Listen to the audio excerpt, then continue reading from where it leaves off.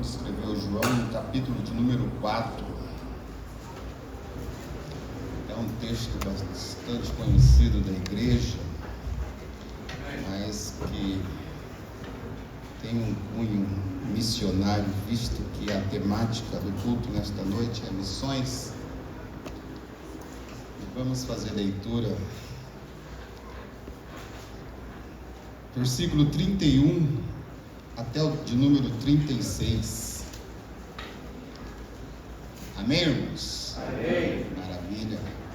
Nesse inteirinho, os discípulos lhe rogaram: Rabi, come. Mas ele lhes disse: uma comida tenho para comer que vós não conheceis.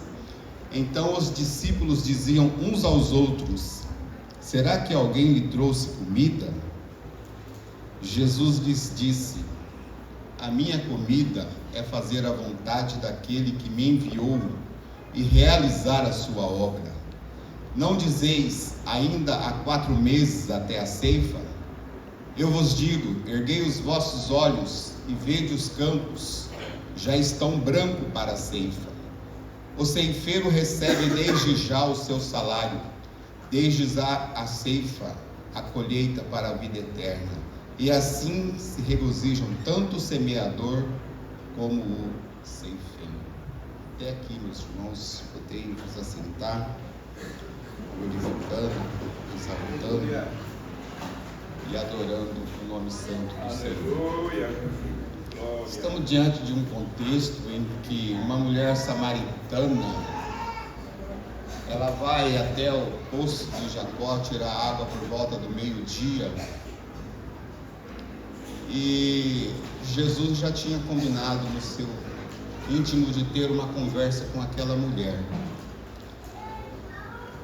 E Jesus, conhecendo a história daquela mulher, Jesus despede os seus discípulos para ir comprar comida em outra cidade, porque Jesus sabia que os discípulos iam atrapalhá-lo ali na conversa com uma mulher samaritana, porque o contexto é que os samaritanos e os judeus, eles não se davam, eles viviam em pé de guerra.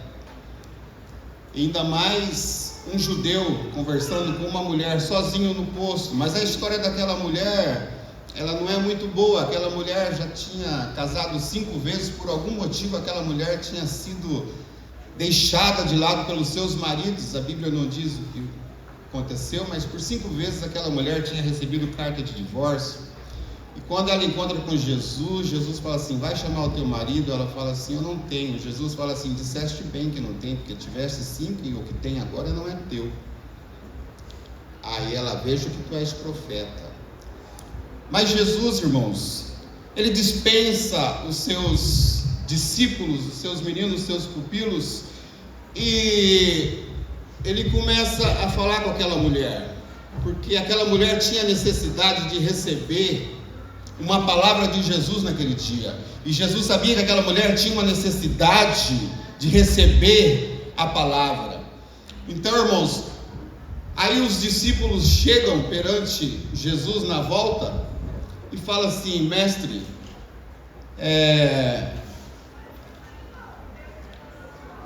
vem comer. Rogavam a ele: Rabi, come. Aí Jesus fala para eles assim: uma comida eu tenho para comer. Aí aquilo mexeu com a cabeça dos discípulos, porque os discípulos falaram assim: será que alguém trouxe comida aqui em Samaria?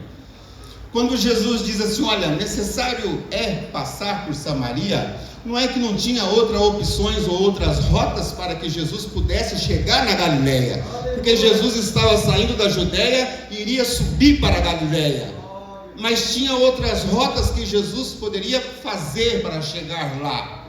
Mas Jesus fala assim: necessário me é passar por Samaria, porque lá tinha uma alma esperando por Jesus. Aleluia, louvado seja Deus. E Deus, irmãos, Deus ama pessoas. O Senhor Jesus amava pessoas, ama pessoas. Jesus, ele encontrava coisas que para nós passariam despercebidas para ensinar. Jesus é considerado como o mestre dos mestres. Um cientista chamado Augusto Cury, ele diz que Jesus é o mestre por excelência, é o mestre do mestre, é uma mente brilhante que jamais será superada. E Jesus ama ensinar. Mas poucas vezes, folheando a Bíblia, você vai ver Jesus usar uma palavra no imperativo. Lá em Mateus, no capítulo de número 16, ele vai dizer: ide. Portanto, 28:16, ide. Pregai o Evangelho. Ele vai usar uma palavra ide. Mas Jesus, ele ensinava com coisas pequenas. Uma certa feita, no Sermão do Monte, muito conhecido pelos irmãos, Mateus capítulo número 6, 5, 6, 7, 8, Jesus se depara com seus discípulos e com a multidão a um lírio. Ele olha para aquele lírio, está vendo? Ele chama os discípulos: olha esse lírio, não tece, não fia, nunca fez nada. E Salomão, na sua maior glória, nunca se vestiu como ele. Então Jesus gostava de ensinar. Agora Jesus chama os seus discípulos e dá um id. E o id de Jesus, irmãos, ele é uma ordenança para a igreja. É uma ordenança para nós. Ide, pregai o Evangelho a toda criatura, rompe fronteiras. Eu me recordo que, ainda jovem, né, irmãos, eu e mais alguns amigos que aqui não estão, mas a gente, quando estava meio que afastado dos caminhos do Senhor, andando pelo Egito, a gente fugia do irmão Martins. Eu, o filho dele, o Paquito, a gente fugia dele. Mas um dia não teve jeito, ele pegou. E é isso que Jesus quer de nós, que a gente não perca uma oportunidade de pregar o Evangelho, porque aquela pessoa que vai receber a palavra pode ser o último instante dela, o último momento dela receber, e de repente você tem a palavra, lança o teu folheto e deixa Deus trabalhar, porque a Bíblia fala que a palavra do Senhor não voltará para ele vazia. Glória a Deus. Aleluia! A palavra de Deus não volta vazia. Lança e deixa. O que nós precisamos é lançar. O que nós precisamos é entregar. E nós temos. Quantas pessoas estão que nem aquela mulher que chegou no tanque com sede? Essa água mata a minha sede, mas não a minha sede espiritual. A sede espiritual que a humanidade está precisando está em suas mãos, está nas minhas mãos, está nas nossas mãos o que a humanidade precisa. E lança e deixa, que Deus é maravilhoso. Isaías 43:13 diz assim: ainda antes que houvesse dia eu sou, e não há quem possa fazer escapar das minhas mãos. Operando eu, quem impedirá? Se Deus está no negócio, a missão está no coração de Deus, então Deus está no negócio. Lança e deixa, que você vai ver o fruto depois. Aleluia! Você vai ver o fruto sendo colhido depois. Porque Paulo, escrevendo aos Coríntios, ele fala assim: olha, nem o que planta, nem o que rega, não somos nada, mas Deus dá o crescimento. Paulo ensinando os Coríntios, nos primeiros 11 capítulos de Coríntios, é seu ensinamento construtivo. Paulo está trazendo um ensinamento dos primeiros 11 capítulos de Coríntios, para corrigir aquela igreja, para instruí-la. E ele continua, e eu acho interessante porque Jesus não só ensinou, como ele continua a ensinar. Porque Paulo, quando chega no capítulo de número 11, no versículo de número 23, ele fala assim: olha, porque eu recebi do Senhor o que também vos ensinei. Ele recebeu do Senhor. E nós recebemos também do Senhor até hoje o ensinamento para as nossas almas. Quantas vezes o Espírito Santo fala conosco quando a gente pisa fora, né, irmãos, da linha? O Espírito Santo vai lá no nosso coração e fala: retorna, volta para o caminho. Aleluia, louvado seja o nome santo do Senhor. O Senhor é maravilhoso, irmãos. O Senhor é maravilhoso. O Senhor é misericordioso. Então, irmãos, Mateus 28, 19: portanto, ide, fazei discípulos de todas as nações, batizando-as em nome do Pai, do Filho e do Espírito Santo, e ensinando-as. Aguardar. Irmão, uma igreja que não prega o Evangelho, uma igreja que não é missionária, ela não pode ser chamada de igreja. E eu já vi os testemunhos dos irmãos que esta igreja é missionária. E esses vídeos que passaram aqui, cada um de vocês que ofertam de forma voluntária da missão, vocês fazem parte daquilo. Vocês têm um pedacinho daquilo ali. E Deus, irmãos, tudo vê. A Bíblia fala que os olhos de Deus tudo vê. E o que a gente está fazendo hoje aqui, nesse culto de missões, ofertando a Deus, vai para a obra missionária. E lá fora, a Bíblia, no próprio cartãozinho de vocês, está dizendo que missões tem 3 jeitos de fazer: indo, orando e ofertando. Às vezes nós não podemos ir até lá, na missão transcultural, mas fazer missão aqui do lado, nas ruas, aleluia, nas praças, aleluia, é também missão, é também missão. Irmãos, Deus dá tanta importância para a missão, para a salvação de alma, porque se um paralítico, se você orar e um paralítico sair andando aqui nessa igreja e correr, a gente vai se alegrar, a gente vai dar pulo de alegria. Se você orar e um cego voltar a enxergar, a gente vai regozijar. Agora, quando a gente faz um apelo e o pecador aceita Jesus, a festa é lá no céu. Lucas capítulo 15 vai dizer que os anjos, aleluia, glória a Deus, eles festejam quando o milagre da salvação ocorre aqui embaixo. Aleluia. Isso é para vocês verem como Deus se importa com missões, como missões é importante para a igreja. Louvado seja o nome santo do Senhor Jesus Cristo. Em Marcos 16, 15, o Senhor vai dizer assim: e disse-lhes: ide por todo o mundo. O ide, o ensinar, o discipular são ordenanças de Jesus para nós, que não é opcional. Jesus não está dizendo para a gente assim: olha, se você puder, você vai. Se você puder, você faça. Não, é uma ordenança. Vai, faça, que o Senhor vai estar contigo e vai te ajudar. E vai te ajudar a passar. Então quem não está aí não está em falta. Desperta hoje. Recebe hoje.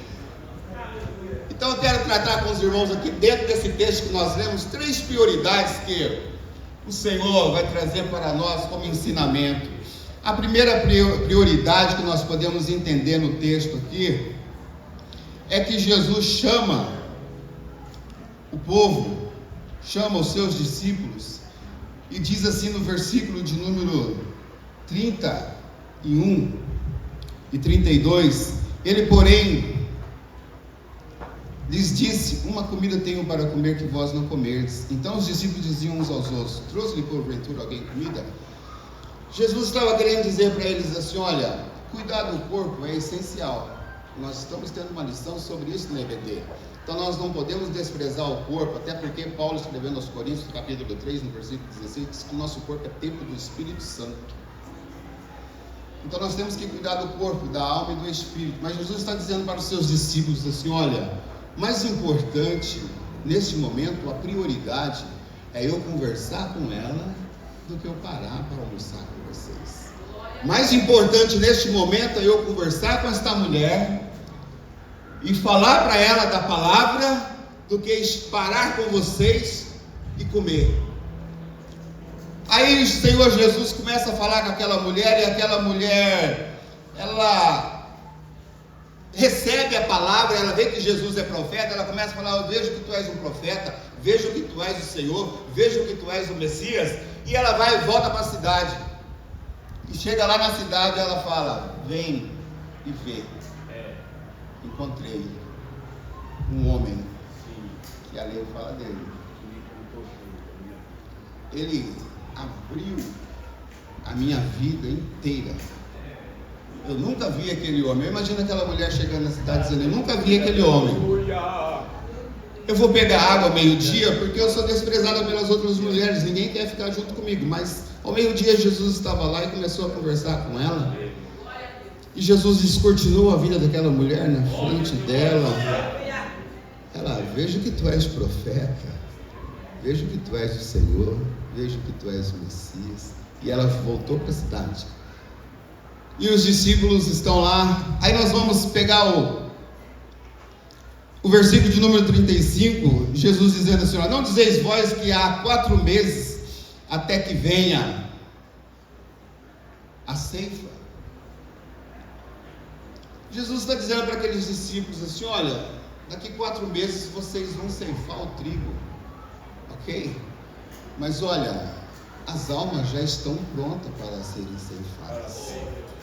As almas estão preparadas. Eu me recordo que o Orlando Bohr, no seu livro Heróis da Fé, ele tem um testemunho que ele fala que Martinho Lutero, ele acordou uma certa feita e olhou os campos e viu que estava precisando de ceifeiro. Deus tocou no coração dele. Ele saiu para pregar o evangelho enquanto seu companheiro ficou orando.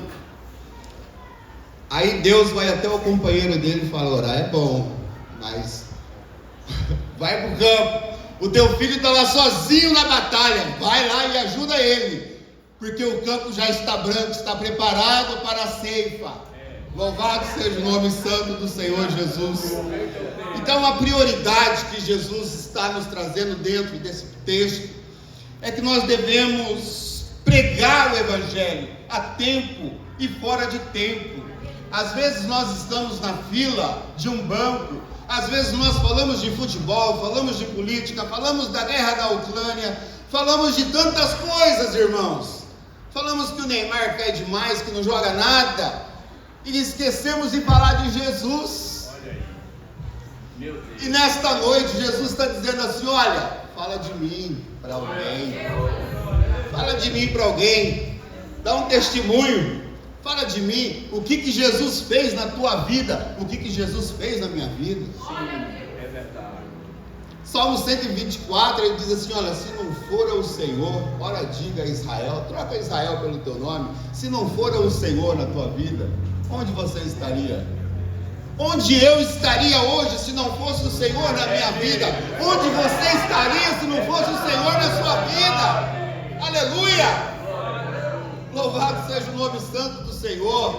Onde nós estaríamos, irmãos, se não fosse o Senhor?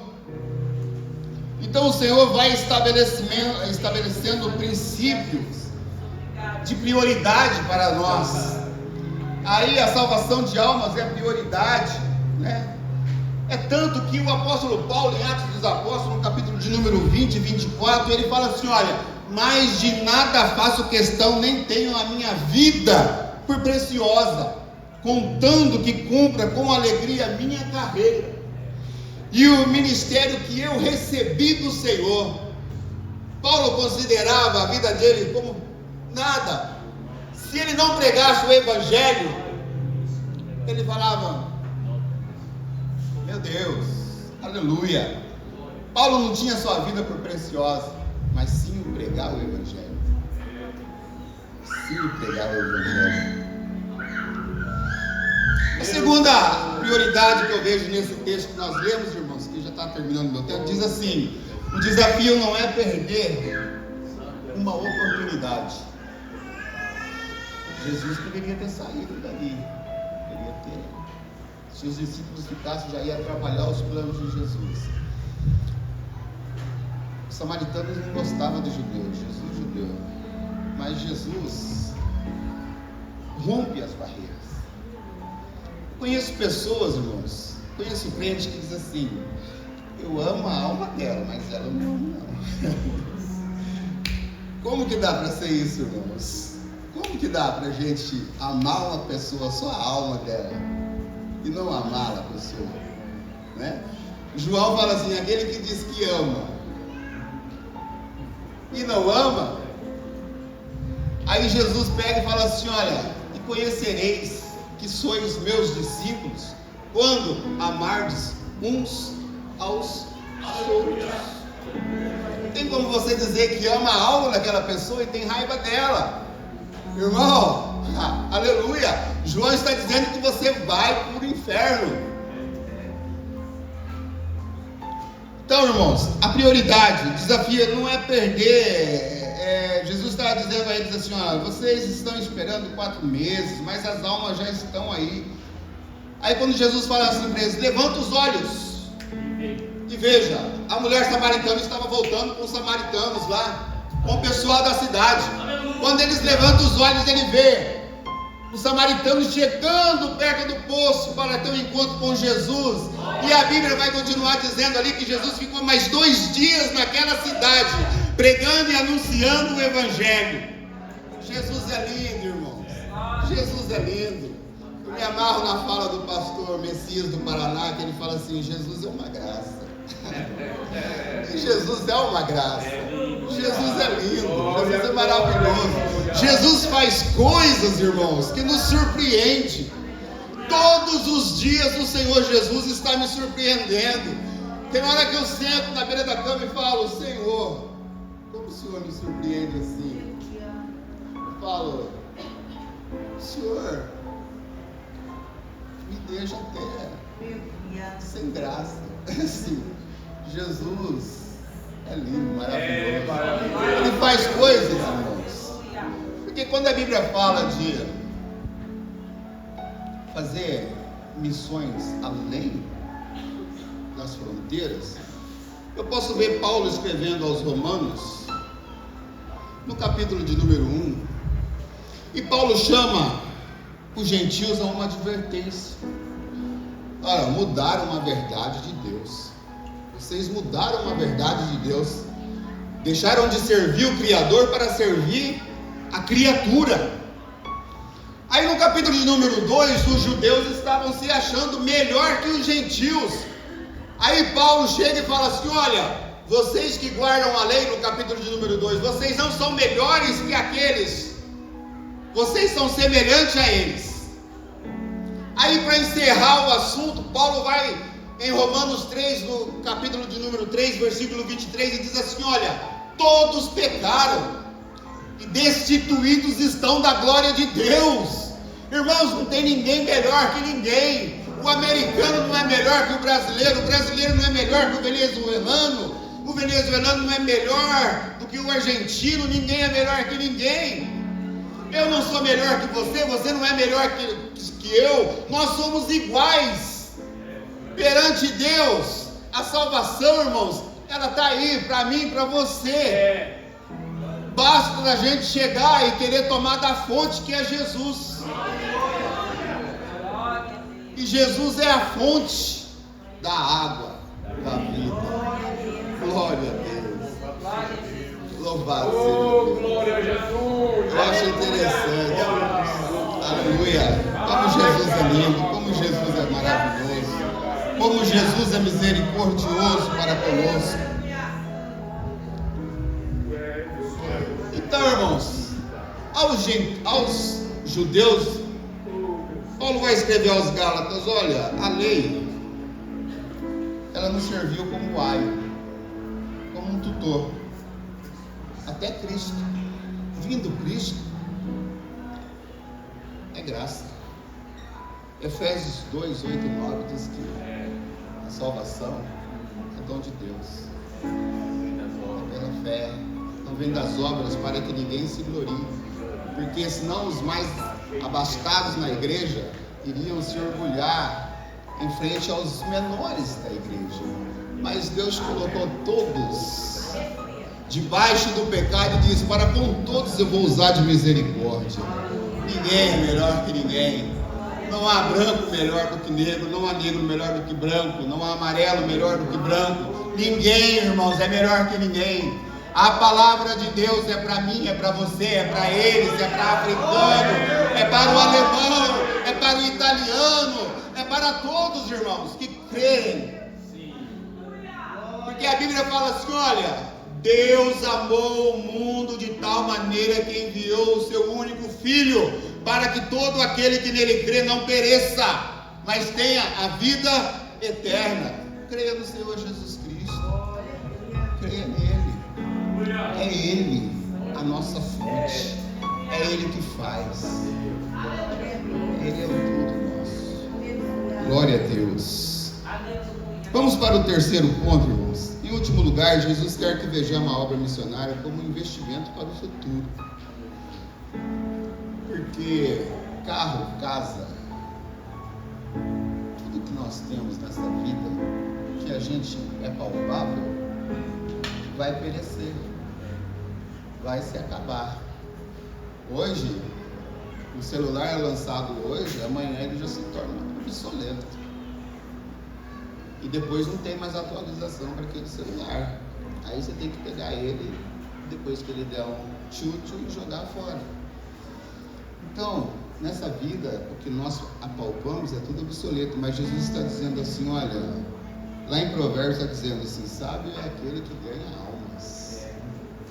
Porque a alma vai acompanhar, vai nos acompanhar. Jesus está dizendo assim, olha,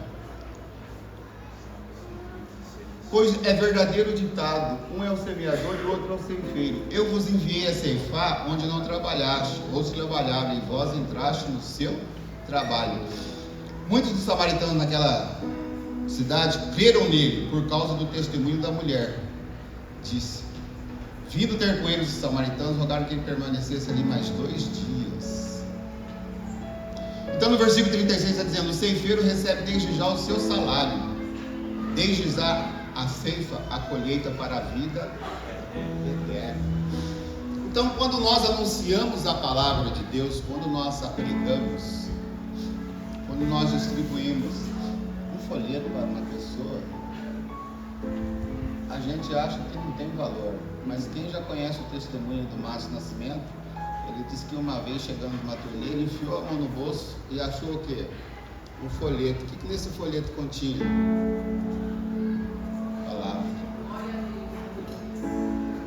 Leu aquela quebrantamento da alma, veio, aceitou Jesus, hoje é salvo. Quem que deu aquele folheto? Irmãos, tem pessoas, a gente vai ter muita surpresa no céu. A gente vai ter muita surpresa. Tem pessoas que a gente acha que vai estar lá, fala, poxa, aquele lá era grandão. E a gente vai chegar, cadê fulano? Aquele que você olhava, mas esse irmãozinho não faz nada na igreja, mas de repente ele está lá na esquina entregando um folheto, ele está lá de madrugada orando, dobrando seus joelhos e dizendo: Senhor, salva, Senhor, usa o pastor lá, Senhor, o pastor está visitando uma irmã doente, Senhor, usa o teu filho lá, cura aquela tua serva, Senhor, faz a obra. E Deus, irmãos, desce e escuta a oração daquele irmão, aleluia. Ele está no segredo lá e ninguém está vendo, mas Deus está vendo. E naquele dia você vai ver aquele irmão, você vai falar assim: é coisa de Deus, é Deus neste lugar, é Deus da vida dessa pessoa. É verdade, glória a Deus. Irmãos, vamos ficar de pé.